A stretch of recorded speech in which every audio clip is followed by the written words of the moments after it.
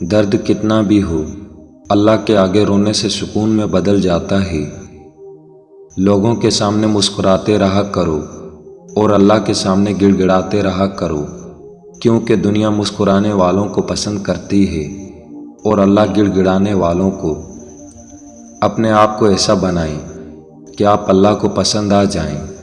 جب اللہ کو پسند آ گئے تو لوگوں کو خود بخود پسند آ جائیں گے۔ جو آنسو اللہ کی یاد میں نکلیں وہ اللہ کو بہت پسند ہیں۔ اللہ کو دل اور زبان کا سخت ہونا پسند نہیں، اس لیے اللہ نے دونوں کو ہڈی کے بغیر بنایا ہے۔ دل محبت سے نرم ہوگا اور زبان اخلاق سے۔ انسان کی اتنی اوقات نہیں کہ وہ اللہ کا قرب حاصل کرے۔ اللہ جسے پسند کر لیتا ہے اسے اس کے عیبوں اور ناپاکیوں سمیت زبردستی اپنی جانب کھینچ لیتا ہے۔ یا اللہ مجھے وہ عطا کر دے جس کی میں نے تجھ سے امید لگائی ہوئی ہے۔ تصور تو پھر تصور ہے، اس کے کن سے حقیقتیں بدل جاتی ہیں۔ جو اللہ پاک سے رو کر مانگتے ہیں پھر انہیں کسی کے سامنے رونے کی ضرورت نہیں پڑتی۔ صبر کرنا اتنا آسان ہوتا تو اللہ نے صبر پہ اتنا اجر نہ رکھا ہوتا۔ فاصلہ عشق کی شدت کو بڑھا دیتا ہے، اسی لیے کعبے کو مدینے سے جدا رکھا ہے۔ اور محبتوں میں ہمیشہ سب سے پہلا حق اللہ کا، دوسرا محمد صلی اللہ علیہ وآلہ وسلم، اور تیسرا حق ماں باپ کا ہوتا ہے۔ اور سب سے جلدی راضی ہو جانے والی ذات صرف اللہ کی ہے۔ اب تو ہم تہجد کے پابند ہیں، پہلے تو نمازیں بھی قضا کرتے تھے۔ ایک آیت نہیں، ایک سورت نہیں، میرے نبی صلی اللہ علیہ وسلم کی تعریف میں سارا قرآن ہے۔ وہ پاک ذات ہماری ساری سنتا ہے جس کی ہم ایک نہیں سنتے۔ بے شک اللہ تھام لیتا ہے تو پوری دنیا مل کر بھی گرا نہیں سکتی۔ وہ رب تمہاری دعائیں رد نہیں کرتا بلکہ انہیں بہتر وقت کے لیے سنبھال لیتا ہے۔ بد نصیب ہے وہ شخص جس کی صحت اس کا ساتھ دے مگر وہ اپنے رب کو سجدہ نہ کرے۔ ٹوٹنے کے بعد جو تم میں ہمت آتی ہے نا، دراصل تمہیں اللہ تھام چکا ہوتا ہے۔ کبھی کبھار ہمارا دل صرف اس لیے ٹوٹتا ہے تاکہ وہ اللہ سے جڑ سکے۔ آپ مخلص رہیں یہی کافی ہے، اجر تو اللہ دے گا۔ راستے مشکل سہی مگر مجھے اپنے اللہ پر یقین ہے۔ کن کی آس میں رب سے دعائیں مانگ بیٹھے ہیں، ہاں ہم اپنے اللہ سے امید لگائے بیٹھے ہیں۔ اے ہمارے پیارے پروردگار، ہماری قسمت میں کوئی ایسا سجدہ لکھ دے جو ہمارے گناہوں کی تلافی کر دے۔ زندگی گزر جائے گی اچھے سے، بس اللہ کا شکر ادا کرتے رہو۔ انسان تب تکلیفوں میں گر جاتا ہے جب وہ اللہ کے آگے جھکنا چھوڑ دیتا ہے۔ محبت تو یہ ہے جب خدا کہتا ہے میں نے سب کچھ تیرے لیے پیدا کیا ہے، اور تم کہتے ہو میں نے تیرے لیے سب کچھ چھوڑ دیا ہے۔ نبی کریم صلی اللہ علیہ وآلہ وسلم نے فرمایا، دو نعمتیں ایسی ہیں جن کے بارے میں بہت سے لوگ لاپرواہی کرتے ہیں، ایک صحت اور دوسری فراغت۔ اللہ کو وہ انسان بہت پسند ہے جو اپنی جوانی اللہ کی عبادت میں گزارتا ہے۔ جو لوگ دنیا کی پرواہ کرتے ہیں دنیا ان کی زندگی مشکل بنا دیتی ہے، اور جو لوگ اللہ کی پرواہ کرتے ہیں اللہ ان کی زندگی آسان بنا دیتا ہے۔ حضرت ابو بکر صدیق رضی اللہ تعالیٰ عنہ نے فرمایا، اللہ کی اطاعت کر کے اس سے ڈرتے رہو۔ جب ساری دنیا منہ پھیر لیتی ہے تو اس وقت بھی اللہ آپ کے ساتھ ہوتا ہے۔ ایک یہودی نے حضرت علی رضی اللہ تعالیٰ عنہ سے کہا کہ تمہارا اللہ نظر کیوں نہیں آتا؟ حضرت علی رضی اللہ تعالیٰ عنہ نے کہا کہ تم سورج کو غور سے دیکھو۔ اس نے کہا کہ میں اس کو نہیں دیکھ سکتا۔ حضرت علی رضی اللہ تعالیٰ عنہ نے فرمایا کہ تم سورج کو دیکھ نہیں سکتے تو سورج بنانے والے کو کیسے دیکھ سکو گے؟ مجھے بہترین نہیں چاہیے، بس وہ چاہیے جس میں میرے رب کی رضا ہو۔ شیخ سعدی رحمۃ اللہ علیہ نے فرمایا، اگر تو چاہتا ہے کہ خدا تجھ پر مہربان ہو تو اللہ کی مخلوق سے بھلائی کر۔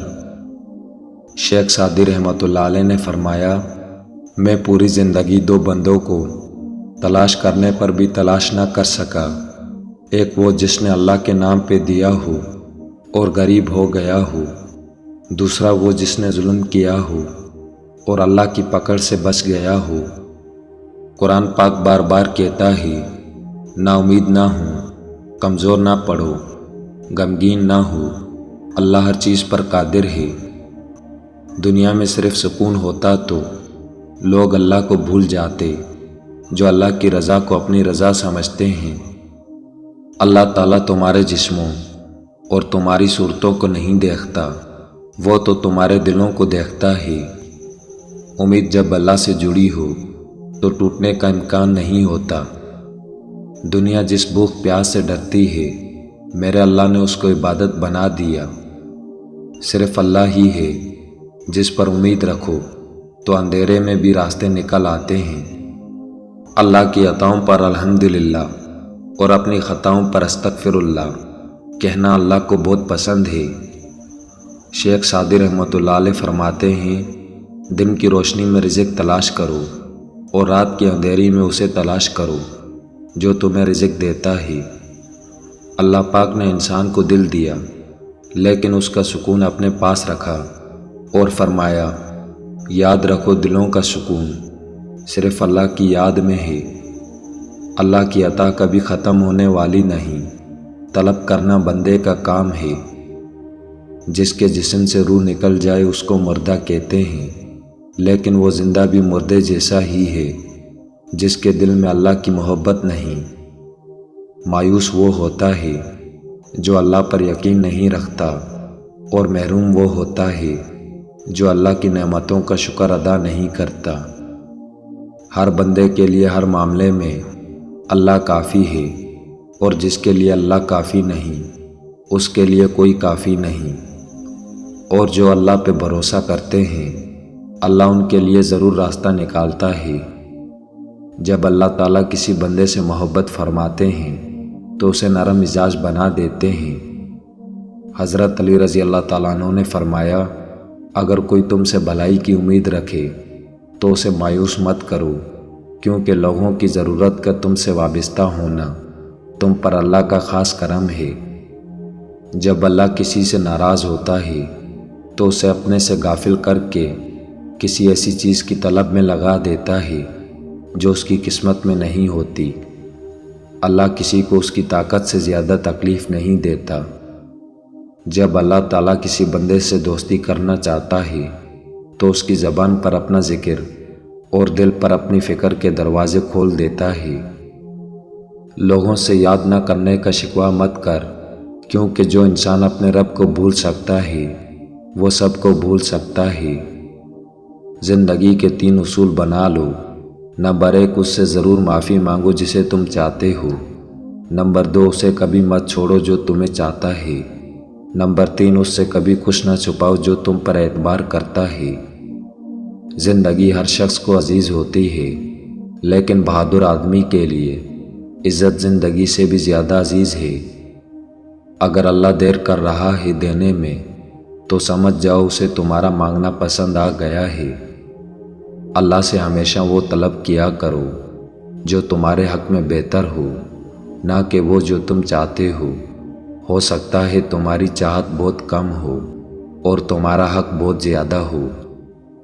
جب اللہ کسی کو پسند کرتا ہے تو اس کی پریشانیاں بڑھا دیتا ہے تاکہ اسے اپنے قریب کر سکے۔ یقین کر کے تیرے کن پہ مولا بڑی حسرتیں سنبھال رکھی ہیں۔ جب رب راضی ہونے لگتا ہے تو بندے کو اپنے عیبوں کا پتہ چلنا شروع ہو جاتا ہے، اور یہی اس کی رحمت کی پہلی نشانی ہے۔ اللہ کا شکر ادا کرو، یہ نہ سوچو اللہ تمہاری دعا کو فوراً قبول کیوں نہیں کرتا، بلکہ یہ شکر کرو کہ وہ تمہارے گناہوں کی سزا فوراً کیوں نہیں دیتا۔